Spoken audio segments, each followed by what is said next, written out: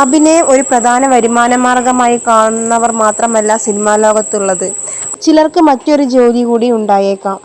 ചിലർ ചെയ്യുന്ന ജോലി ഉപേക്ഷിച്ചിട്ടായിരിക്കും അഭിനയമോഹവുമായി ഈ രംഗത്തേക്ക് എത്തിയിരിക്കുക. അതാരൊക്കെയാണെന്ന് നമുക്ക് നോക്കാം. സാന്ത്വനം സീരിയലിലെ ശിവൻ എന്ന കഥാപാത്രത്തെ ചെയ്യുന്ന സജിൻ മെഡിക്കൽ റെപ്പായിട്ടായിരുന്നു ജോലി ചെയ്തിരുന്നത്.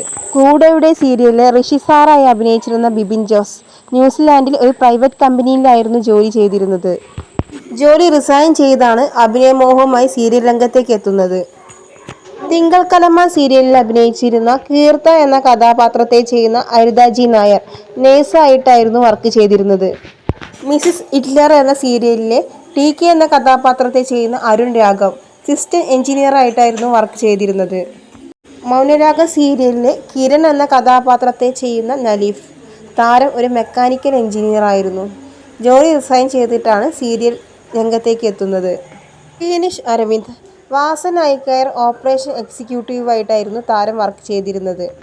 കുടുംബവിളക്ക് സീരിയലിലെ അനന്യയായി എത്തുന്ന ആതിര മാധവ് ടെക്നോ പാർക്കിലായിരുന്നു ജോലി ചെയ്തിരുന്നത്. അമ്മയറിയാതെ സീരിയലിലെ അമ്പാടിയായി എത്തുന്ന നിഖിൽ നായർ IT ഫീൽഡിലെ ടെക് മഹീന്ദ്രയിലായിരുന്നു ജോലി ചെയ്തിരുന്നത്. ജോലി റിസൈൻ ചെയ്താണ് താരം അഭിനയ രംഗത്തേക്ക് എത്തുന്നത്.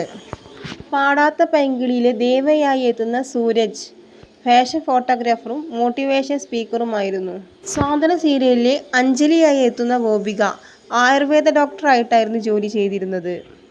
സാജൻ സൂര്യ ഗവൺമെന്റ് ഫീൽഡിൽ രജിസ്ട്രേഷൻ ഓഫീസ് വിഭാഗത്തിൽ വർക്ക് ചെയ്യുന്നു. നിതിൻ ജേക്കബ് എറണാകുളം ഇൻഫോ പാർക്കിലായിരുന്നു ജോലി ചെയ്തിരുന്നത്. കുടുംബവിളക്ക് സീരിയലിലെ പ്രജീഷായി എത്തുന്ന നുബിൻ ജോണി താരം ഒരു വക്കീലായിരുന്നു. അമ്മയറിയാതെ സീരിയലിലെ വിനീതായി എത്തിയിരുന്ന സജിൻ ജോൺ താരം ഒരു കോളേജ് അധ്യാപകനായിരുന്നു. കുടുംബവിളക്ക് സീരിയലിലെ രോഹിത്തായി എത്തുന്ന ഷാജു താരം ഒരു ഡോക്ടറാണ്.